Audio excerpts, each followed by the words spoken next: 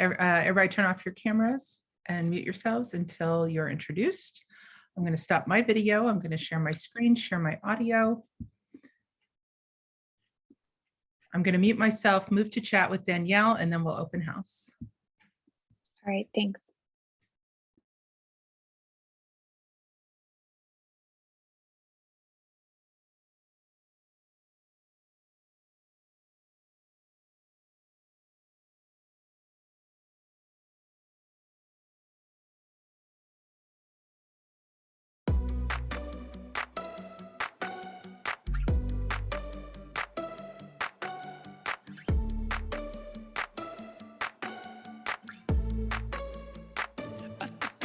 To the heart, I never kissed a mouth that tastes like yours.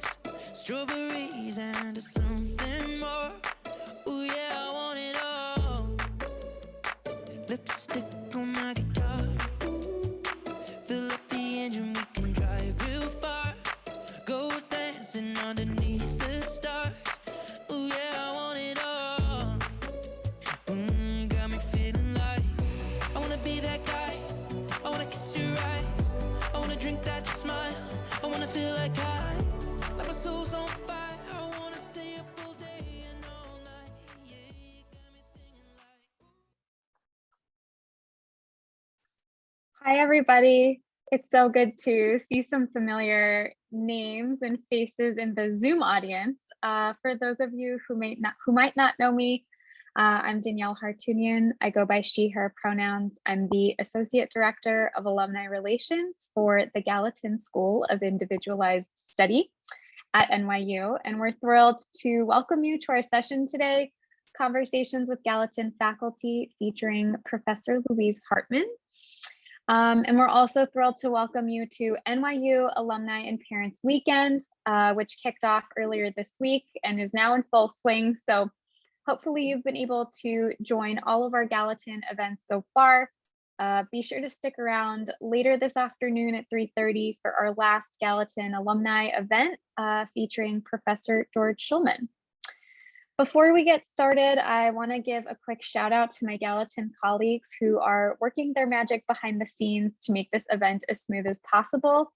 Jen Burge, our Associate Director of Theater Production and now Zoom production, and Jessica Lee, our Chief of Staff and resident Gallatin alum, we always say.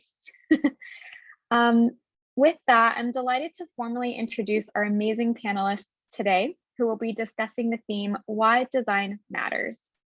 Leading the discussion is Professor Louise Harpman, who will join us on camera now.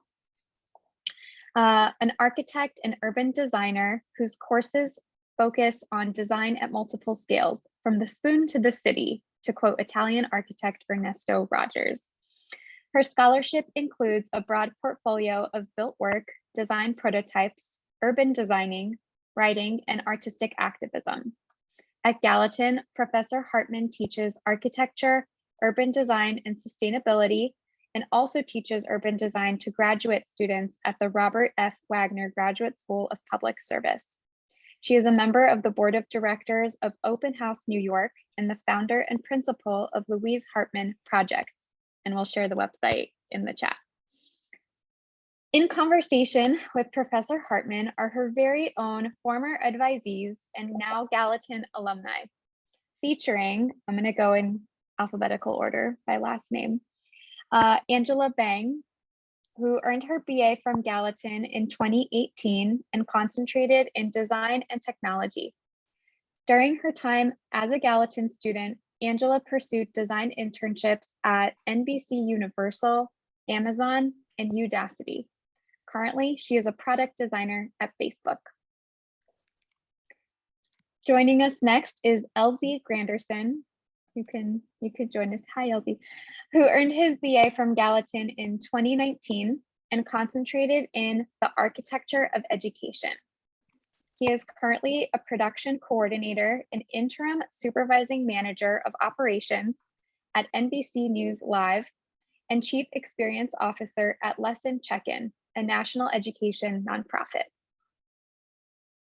And finally, Noah Stack earned his BA from Gallatin in 2016 and concentrated in design thinking. He is currently the head of design at Buzzer, a sports startup that curates the best moments of live sports to each fan's preferences in real time. He has been a consultant and advisor to dozens of VC-backed startups and was previously a product designer at Uber and Uber Eats. Welcome all, and with that, I'm going to turn it over to Louise. Thank you, Danielle, and thanks to all the genies at Gallatin for even inviting me to do this. It's actually a special thrill. I've had this fantasy of somehow connecting with a lot of my former advisees, especially people that are in the creative industries, just to see what we're doing, to see what's been happening. And so I'm especially glad of this group, though I know there could have been 27 more, all the people that are in the chat or in the room. So thanks for coming. In terms of like checking in, I think that's actually a thing we do now on Zoom, is just checking in with each other. So I'll give you my little check-in. It's my 11th year at Gallatin. I'm thrilled to be here. We just had the 10th anniversary of the Big Walk. If any of you are Big Walk fans, and I know some of you have been. I still teach good design in the fall and urban design, architecture and urban design lab in the spring. I teach my grad students at Wagner. And one of the big things that's changed is my son is not a little kid anymore. He's quite a big kid. He's a sophomore in college and he's 6'3". So those of you who are here who've known me over the years, you might not recognize him. I hope I kind of look the same, but my son might not. But so I just want to kind of go around the room, a little round robin. I'll go in reverse alpha order, Danielle, if that's all right. So I'll start with Noah. Noah, why don't you tell us just a little bit about where you are, what you've been doing? I know Danielle read his bio, but give us a little contour, and then we'll pass it to LZ and then Angela. Yeah, I'm not sure where to start, but was at Uber for a long time during the high growth phase, aka kind of a crazy period. Spent the last couple years mostly consulting. I was in London for a bit, working mostly in the healthcare space, and then I was working in the insurance space. And then since February, I've been with Buzzer, which is a live streaming, mostly sports oriented startup. That's great. We closed a Series A recently, have some like Michael Jordan, Naomi Osaka, et cetera, have invested. So we're growing quickly. And yeah, heading up design both on the product and brand side of things at Buzzer. And then on a more personal note, I'm in Austin for the weekend for the Formula One race, which is super cool. So yeah, that's a little professional update on my side. That's great. Okay, LZ. Hi. Yeah, so graduated in 2019. I've been a cross-industry consultant for the last 5 years or so. More recently, I found myself in film. I am working with a nonprofit in the education space, and I'm currently with ABC News Live and GMA3 as product coordinator / supervising senior management of operations. Awesome. And then also in Brooklyn. In Brooklyn. Okay, what about you, Angela? Give us a little more. Yeah, so I graduated from Gallatin in 2018. Since then, after I graduated, I actually took on another internship. I've been working through the pandemic as a product designer at Facebook, and where am I physically? I am based out of the San Francisco Bay Area, but I'm currently in LA house sitting for my parents. All right. So one of the things, again, the topic is why design matters, or design matters. And when I was thinking of this, there's a pretty well-known podcast and a design kind of curator consultant called Debbie Millman. And she does this podcast, and like it's on a lot of people's bucket list to please interview me, Debbie Millman, or please, now it would be masterclass would be the next thing up. And I have a prediction that one of the three of you will probably end up being a masterclass featured person. That is my thinking. But Debbie Millman interviewed me at the beginning of the pandemic about design matters and how the education kind of, not priorities so much as the format, how we've adjusted, or had we adjusted to this format. And I think we have and we haven't, but I still think design matters. I think it matters a lot. And so that was kind of the lead off question, like in your own industries or in your own kind of trajectory. I just wanted to know if you could think about ways that design has mattered to the things that you've been doing, or how you imagine it maybe mattering more, things you didn't notice.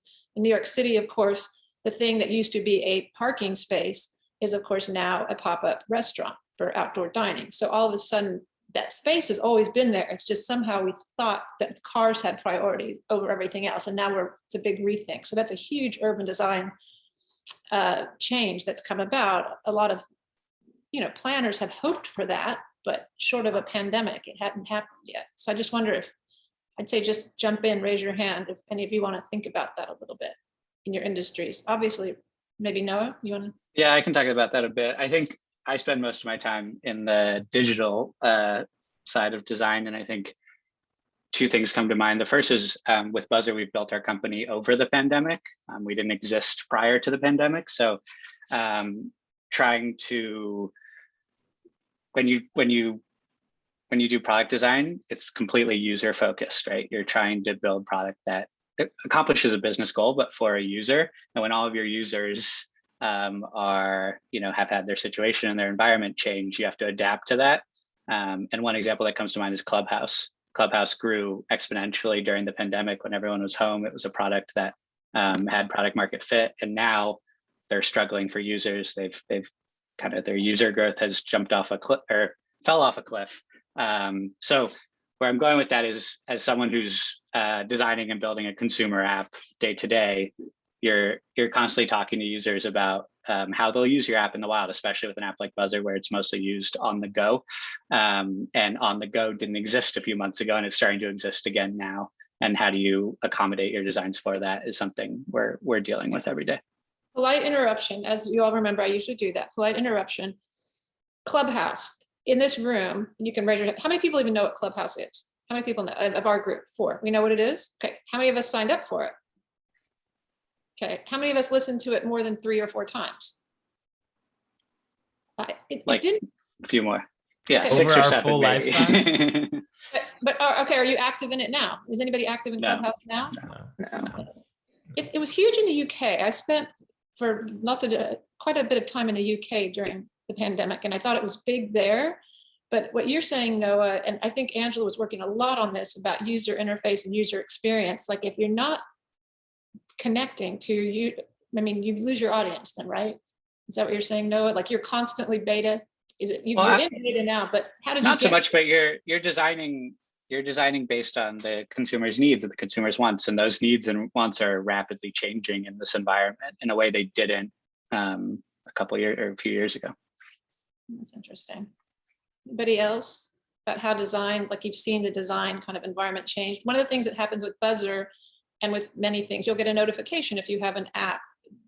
What I heard when I first heard about Buzzer that I really liked about it is that it's going to let you know when the teams that you like, or Naomi Osaka or whoever's, in the 3rd set at Wimbledon, if you want to just watch live Wimbledon right then, they will let you do that for 99 cents. And I was like, oh, I want to watch the tie break at the 3rd set in Wimbledon. Yes, please.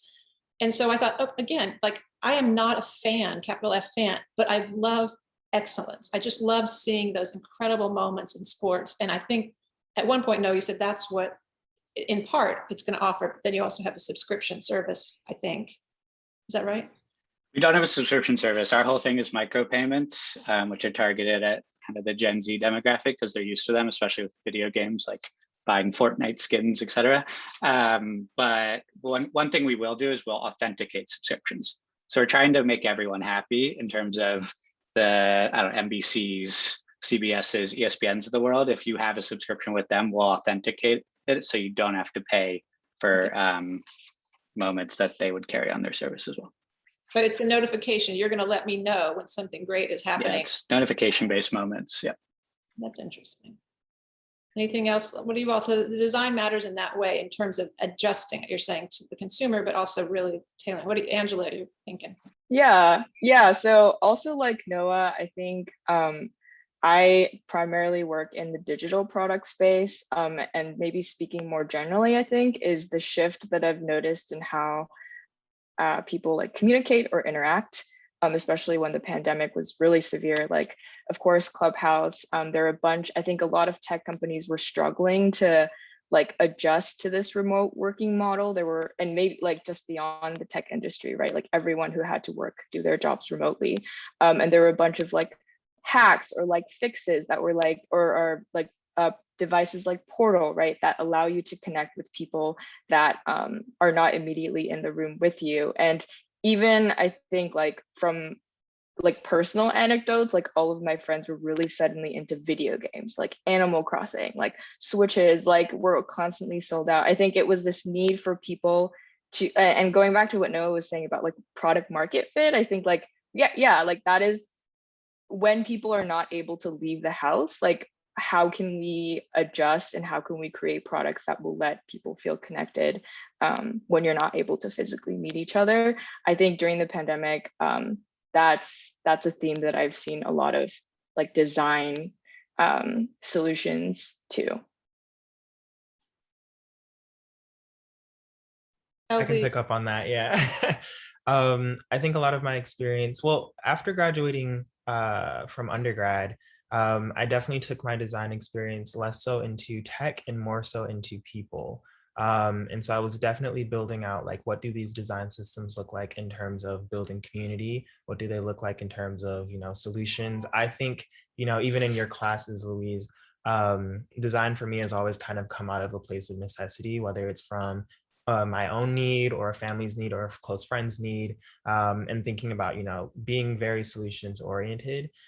So in the heat of quarantine, lesson check-in got started, which was out of a need from both me and my family. And Lesson Check-in is the education nonprofit.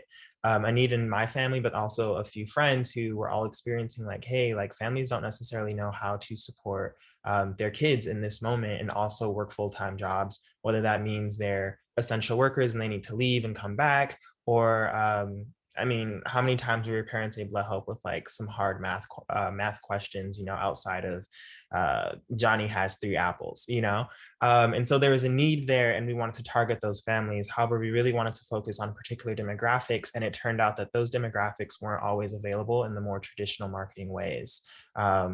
So a low-income family, or especially if you're targeting families who have essential workers, how many times is, a mom who works 3 jobs going to be available on social media? Or how many times are they looking at the local news?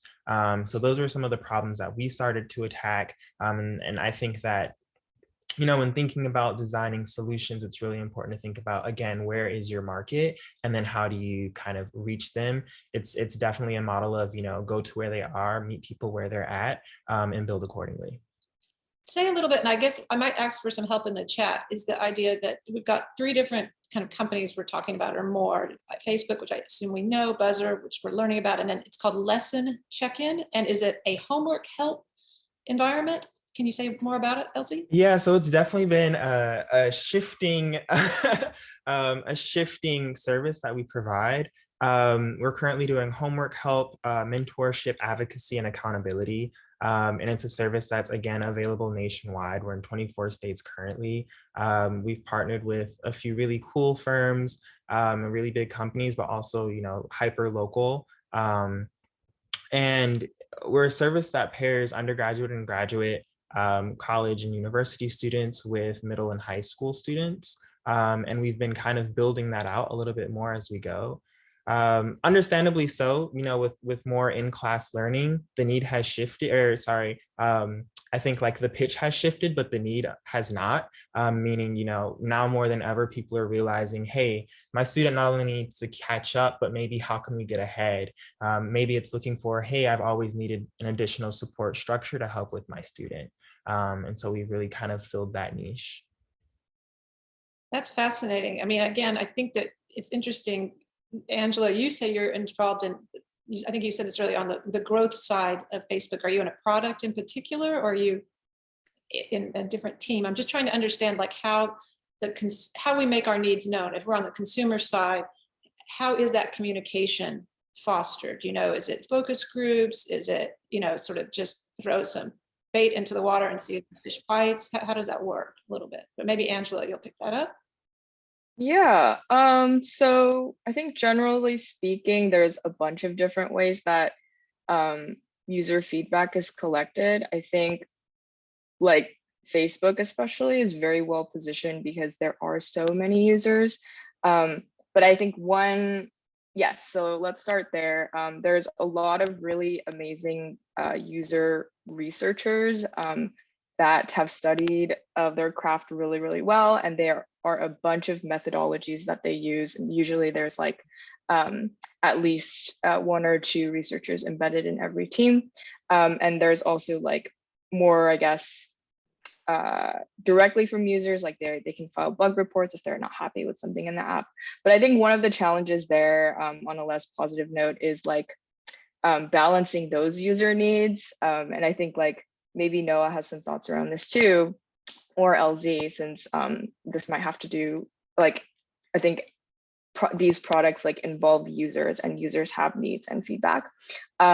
Incorporating them while also like meeting user needs while growing your product and like balancing business needs with it. I think like that's still something that I'm coming to terms with, where as a new graduate, it's really empowering to feel like design has all this power and influence, and you have the skills to make a difference. And I think once you get into the industry, it's a little bit, you have to it's like I'm still working through it. It's like a learning experience for sure. I'm sorry, that's like not super specific, but I think maybe that like is a testament to the fact that this is still something that I'm learning. Yeah, and you're with a huge corporation, but go ahead. So no. Yeah, I can speak to that a little. I think a lot of it has to do with the company and how it values design, or sees design at least. You know, I have friends at Apple, and Apple doesn't care about talking to users. They trust themselves and their own solutions, and largely work in a dark lab for 6 months and then ship a product that they think is perfect and see what happens. Whereas a lot of startups and newer companies, such as Facebook or Uber, et cetera, as Angela said, we have UX researchers embedded into every product team where designers are, and we work with them closely to make sure we're shipping products that users have seen before we ship them and have gotten rounds of feedback and iterated on before they actually hit a public release. So yeah, I think working as close as you can to your users is imperative, especially when in the early stages of getting a product to that kind of product market fit I was talking about. LZ? I 100% agree. I'm over here taking notes, you know, as well. I can say, you know, some of my consulting days, especially with like early stage startups, I 100% agree with everything that's being said. And I think to echo Angela, it is all a learning process, and I'm super grateful to be in this space with some really brilliant thinkers. Well, that's the other thing, is like I actually can see, I don't know if all the visitors can see who's in the room, but there's some amazing people that are here, former students and people that I know also. So again, that is my hope. That is my dream. I don't know how this happens, but that you all in a way connect to each other and you become rhizomatic, you know, this dense mat of information that's transferring to each other.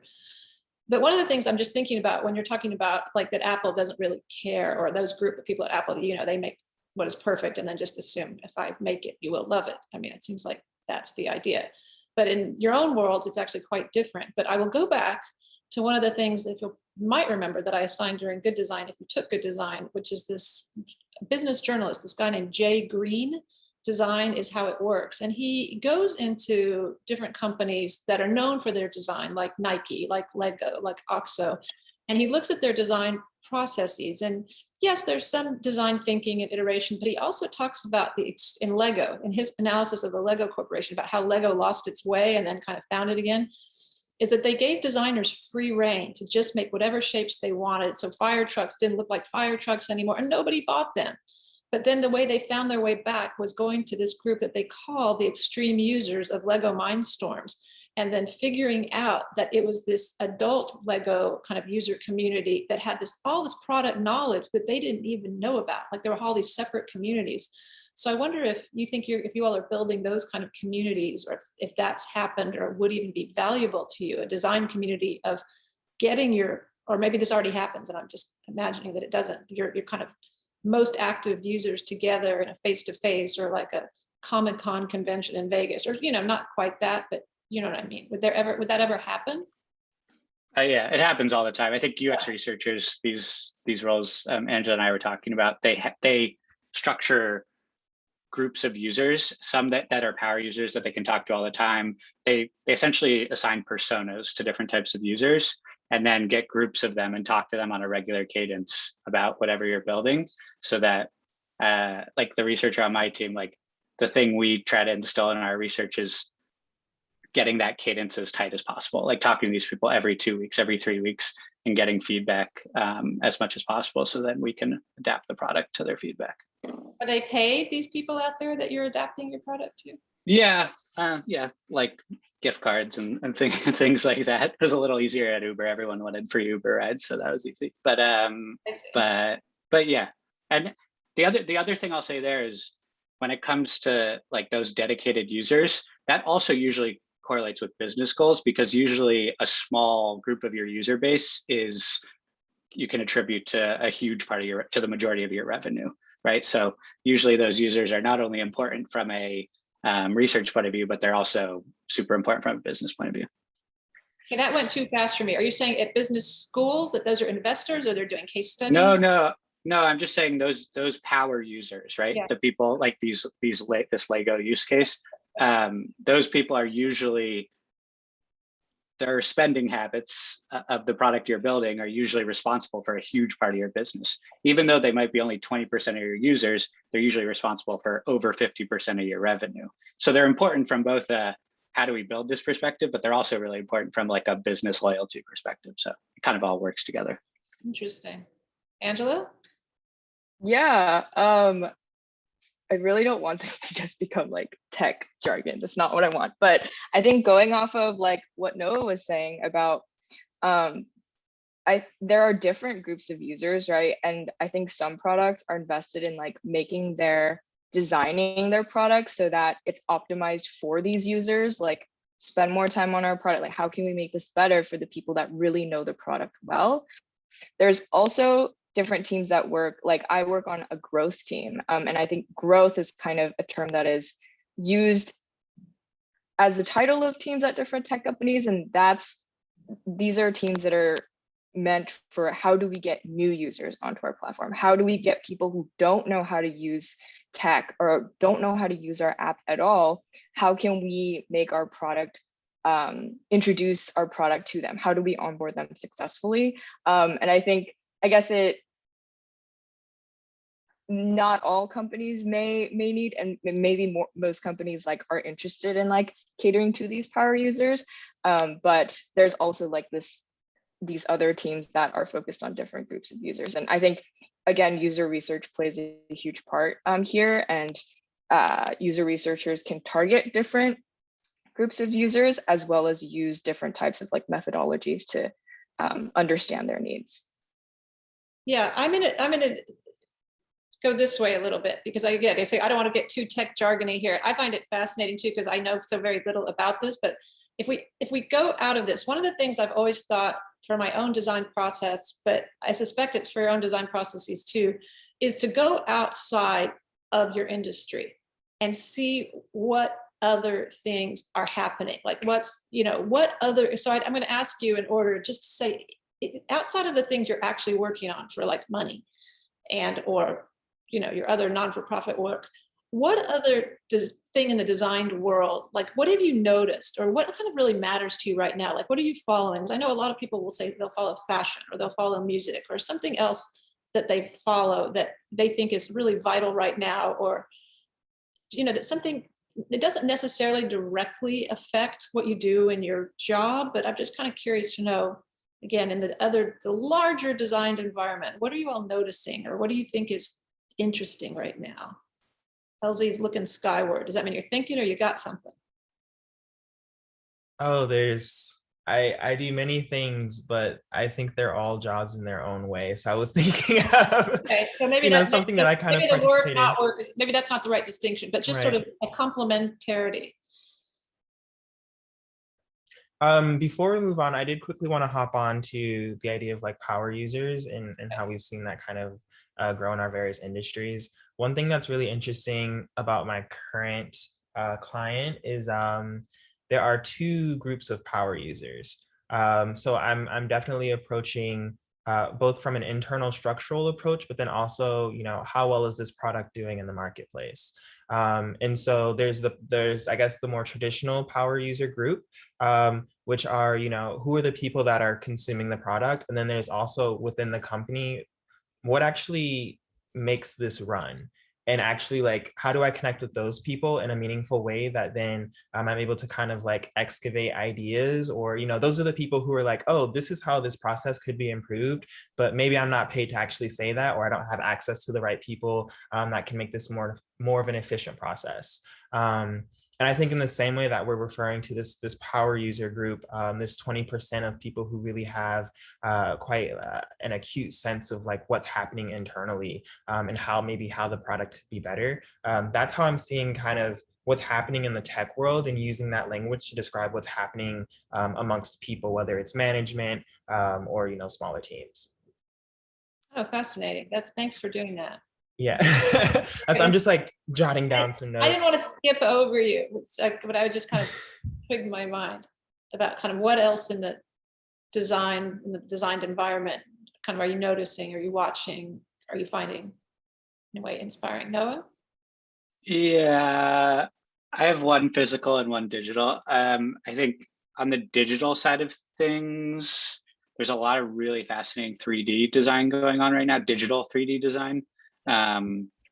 Essentially, yeah, like really, really high quality. I don't know how you want to describe it. Like Rafiq Anadol, that kind of artwork, or do you want to put? Yeah, I think so. And a lot of it is attached to the NFT craze for good or for bad. But you're starting to see it ooze out of that into a lot of branding, a lot of product design, et cetera, in a way that we haven't seen before. And now that there's also great software tools to create it that didn't exist maybe 5-10 years ago. So that's one thing I can think of. And then the other thing is physical materials. I think we've seen like massive innovations in things like carbon fiber in the last few years. And you're seeing that trickle down to consumer products, whether it be vehicles or homes, et cetera, et cetera. Those are two things that stand out. I keep thinking that's cycling, but you're saying it's a lot more than that, carbon fiber stuff, because that feels old. Yeah, I mean, now they're making like single pieces of carbon fiber that bend without a seam now. Like things like that have a mechanism that bend them to reduce drag or whatever it may be. So yeah, I think that technology, it's becoming more accessible and more malleable, I guess, than it used to be. Interesting. Angela, LZ, anything else you're following or looking at? Digital, analog? Yeah, I can hop in. I think because I spend most of my design efforts in like the digital space, I originally started off like painting and like drawing and making things like physical things with my hands. So I think that's been something that I feel like has been missing. So I've been trying to incorporate that into my personal life.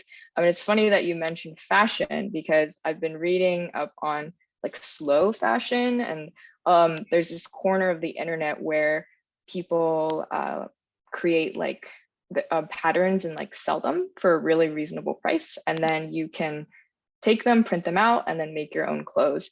And I think that has, so I've been like getting into sewing, and I think it's an interesting reflection on like how long it takes to make a piece of clothing. And I consider myself pretty detail oriented, so I will like double hem, like double stitch things, because I know as much effort as I'm putting into this, I will wear it until it falls apart. And I think that's also been interesting in how I consider like buying clothes now. If I go to a mall, if I go to a store, like I think I spend a little bit more time like thinking about how this was made, like what the material, the stitch quality, because I now know like what it's like to create a piece of clothing of my own. So that's, I think, clothing, maybe not so much fashion in general, but like my own clothing choices is something that I've been thinking about. Yeah, that's fascinating. So the apparel, I mean, I would call that, but again, if you wouldn't mind putting a link or sharing a link for this slow fashion pattern site into the chat, that'd be kind of fascinating too.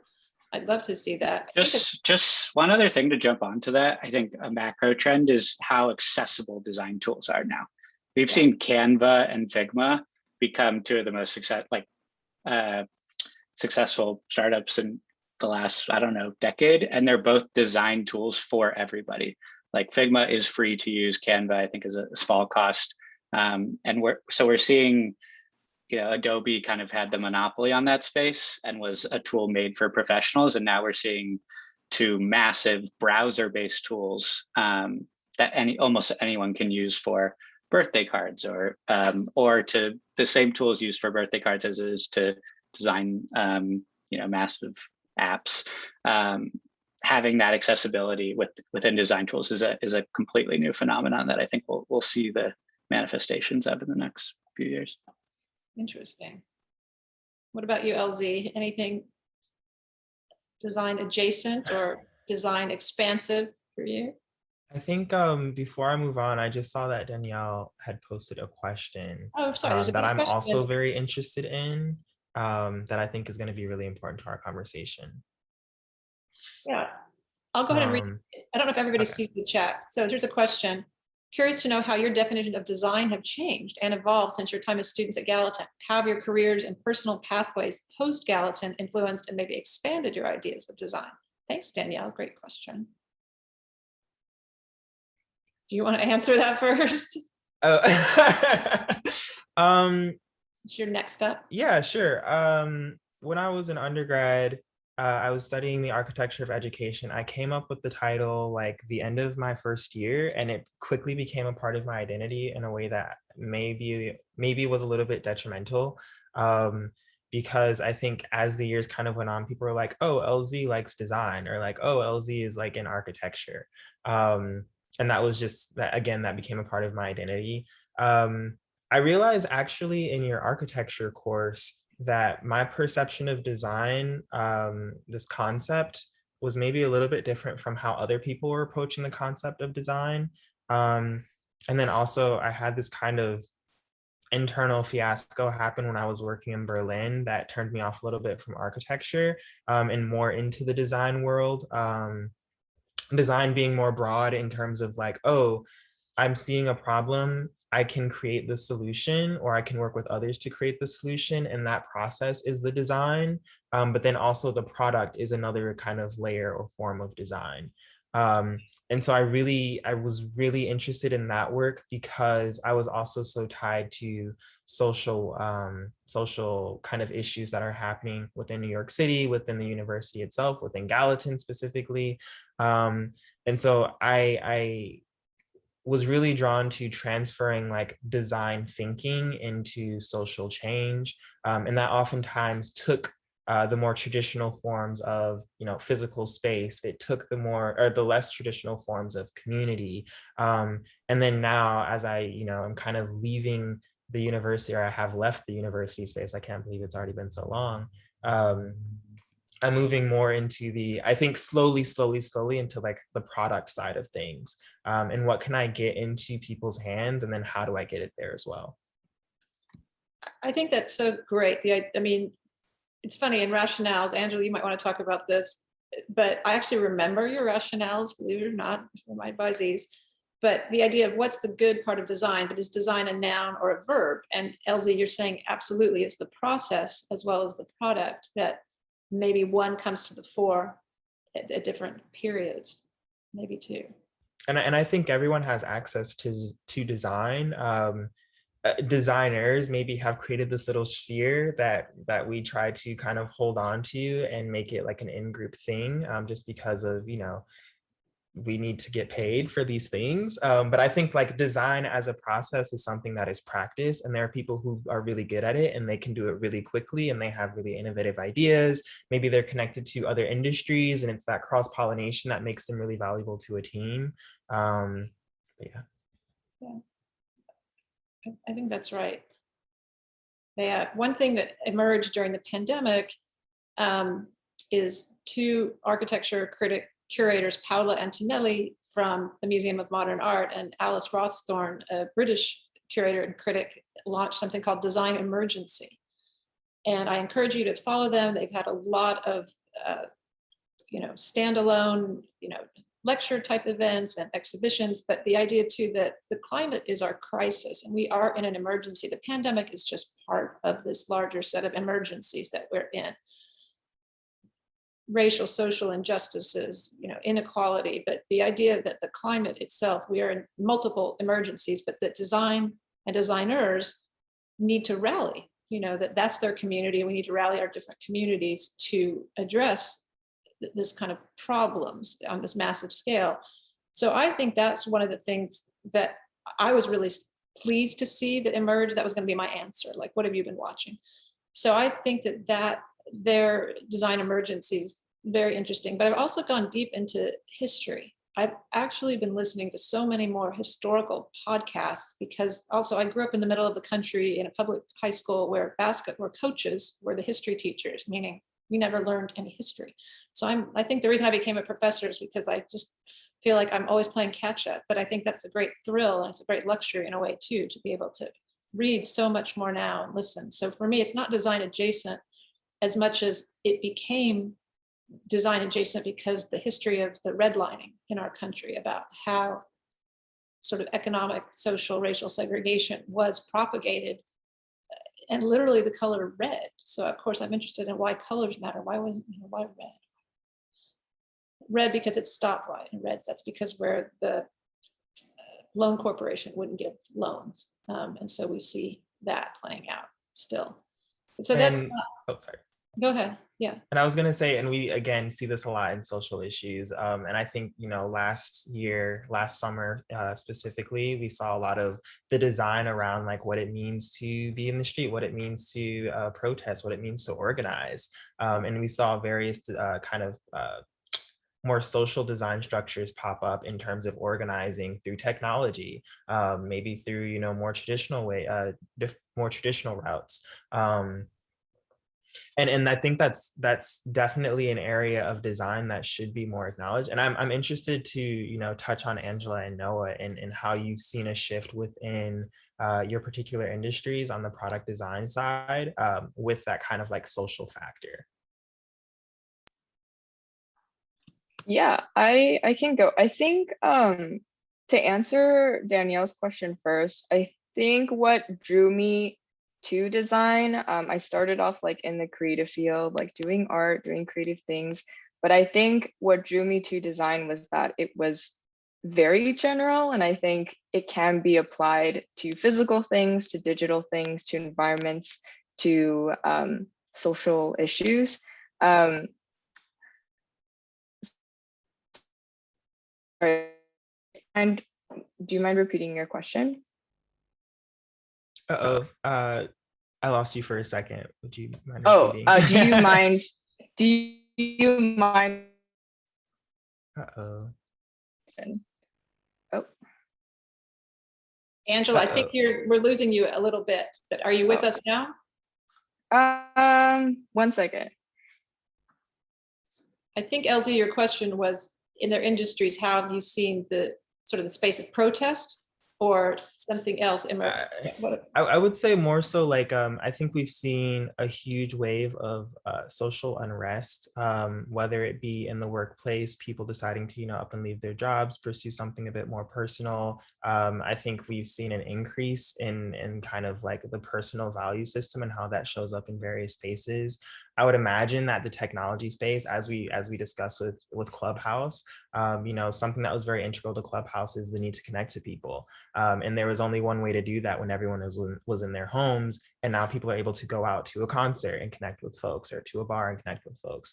Wondering how that's impacting your particular industries, or how that's showing up in your roles.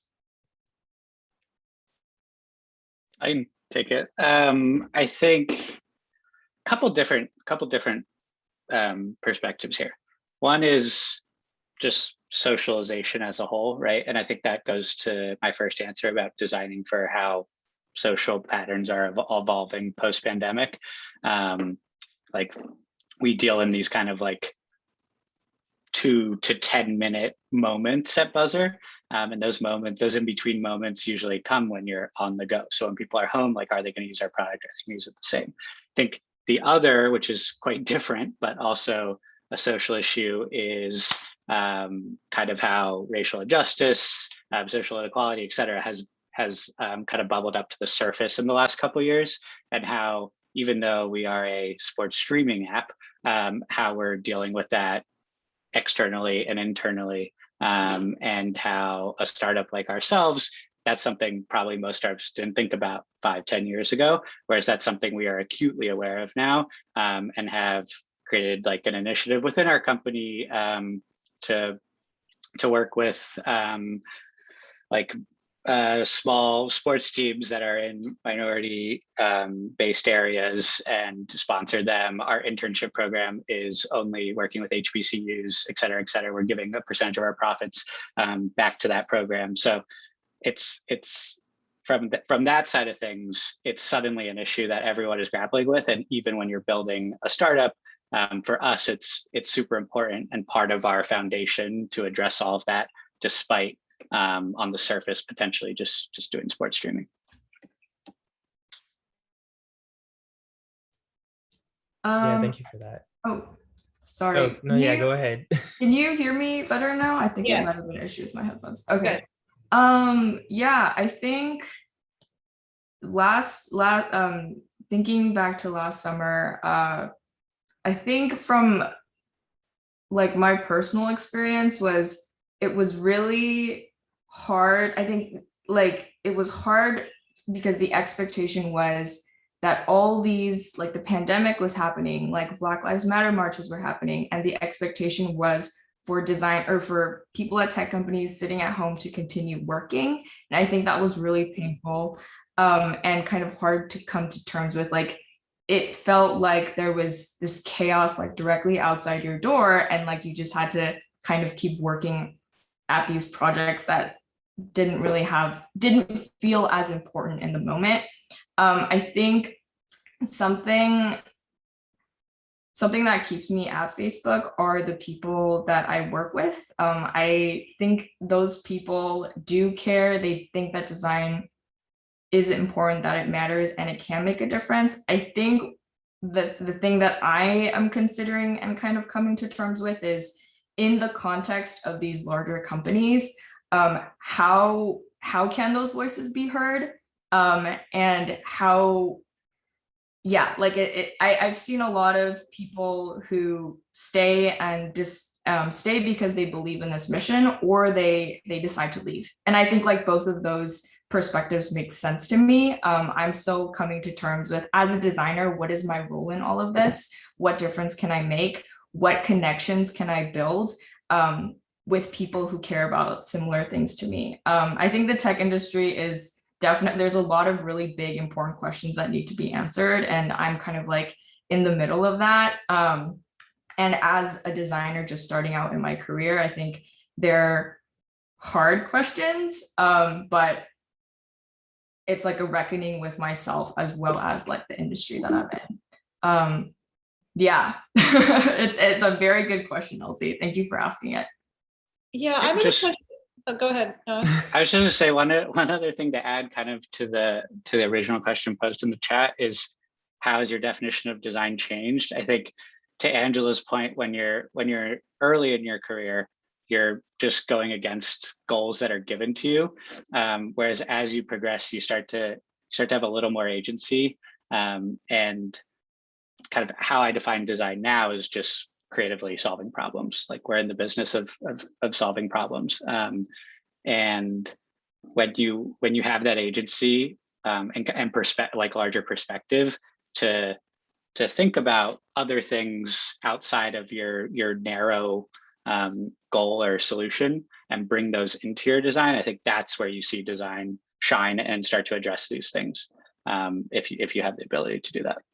Okay, now I'm going to fair warning of the uncomfortable questions coming is that, Angela, you and LZ carry the double burden, right? Maybe you, Angela, triple. So you're a woman, an Asian woman in a tech industry. LZ, you're a person of color.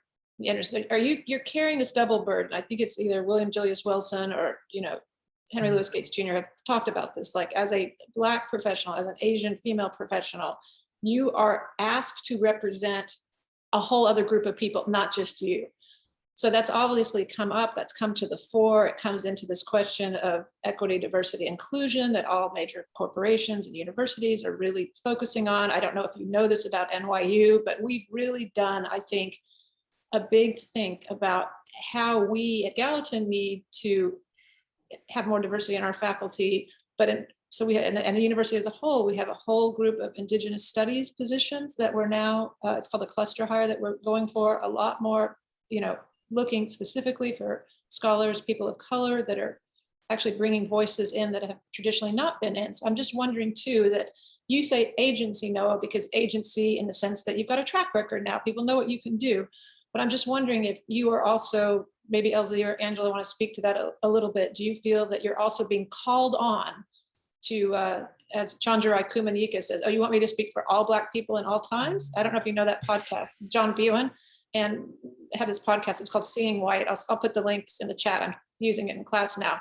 But Chandra basically says, yeah, okay, I can do that, which is a pretty ambitious thing to say. But I'm just wondering, has that come up in your worlds at all about kind of where your industries are? As you say, Angela, this is roiling right outside your door and people are just saying, just keep working.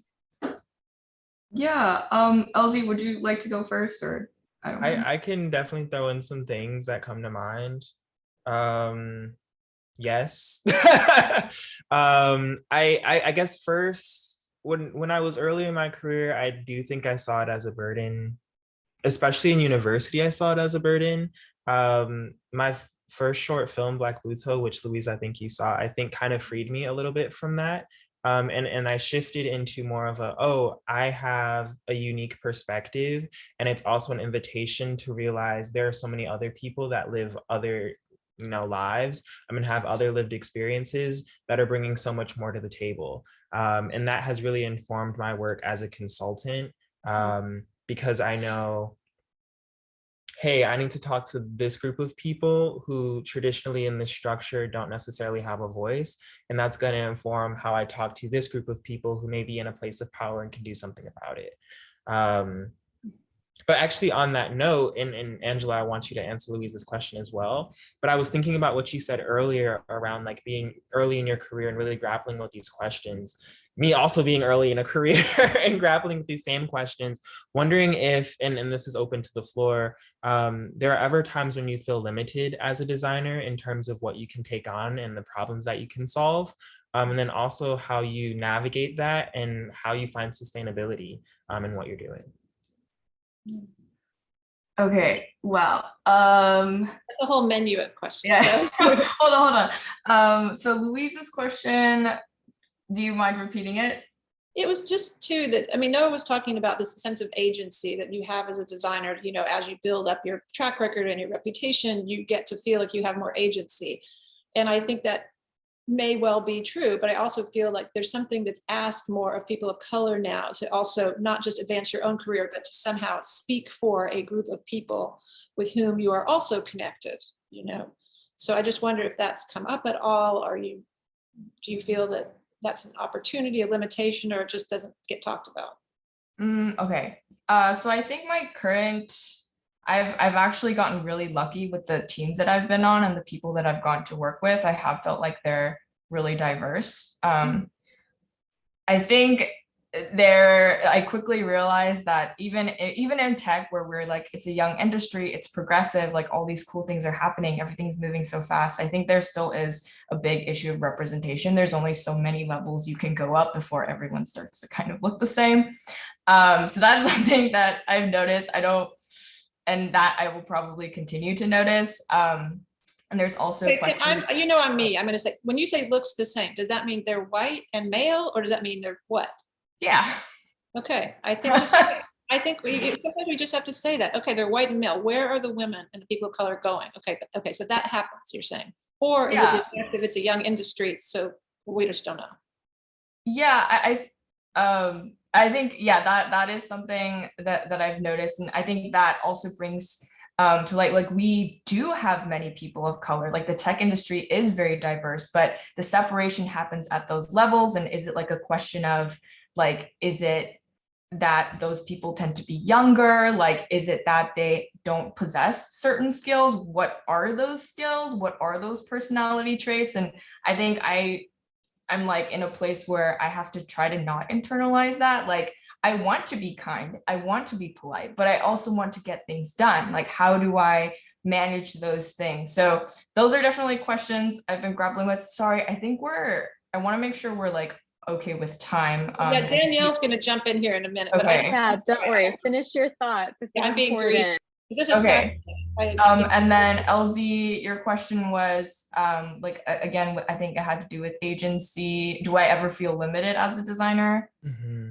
Yeah, that's a great question. I think a big part of like in the classroom, like in Louise's classes, like in other like starting high like graphic design classes, like it's kind of a vacuum, you know. Sorry, Louise, but you're insulated. It's kind of like a very scoped out like prompt. Like there's a checklist of things that you have to do, and usually that's fine. I think once you are working in a cross-functional team, it's like everybody wants a piece of you. They're like, well, did you think about that? An engineer's like, I don't have enough time for this. A PM is like, but business need. And like all of a sudden, like you're being pulled in these different directions. And I think managing that and being good at like compromising while also not compromising your designs is part of becoming a senior designer. I am not yet a senior designer, so that is also something that I am learning.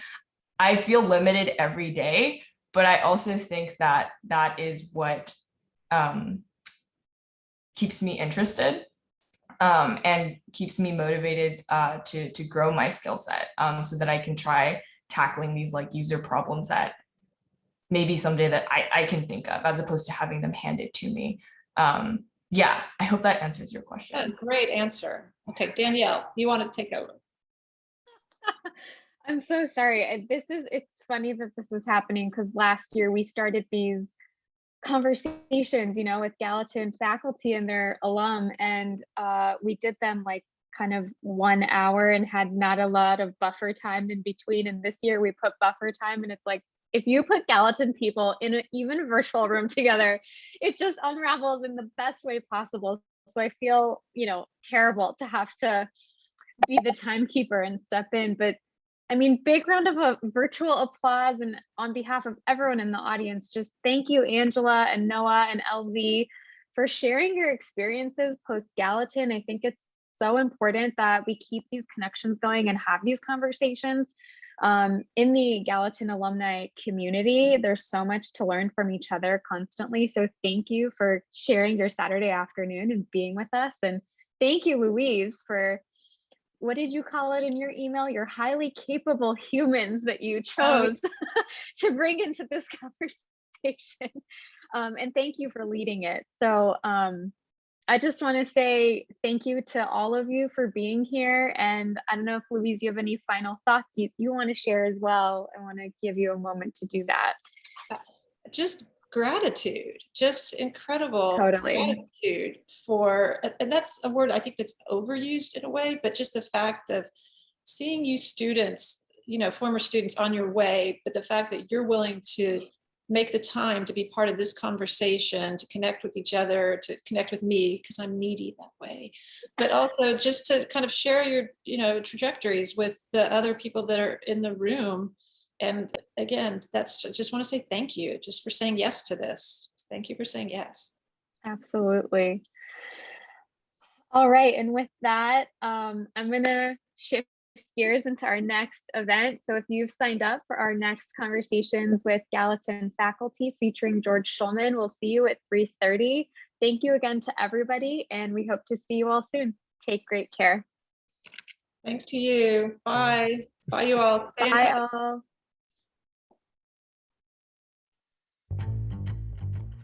Thank you again. Bye, Elsie. Thanks, Elsie.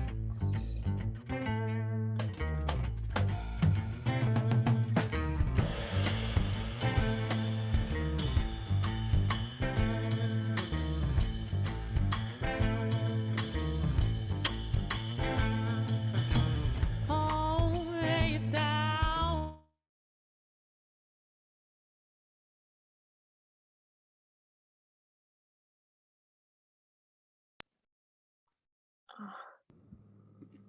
Hi. Let me stop the recording. Jess, you're on mute, but again,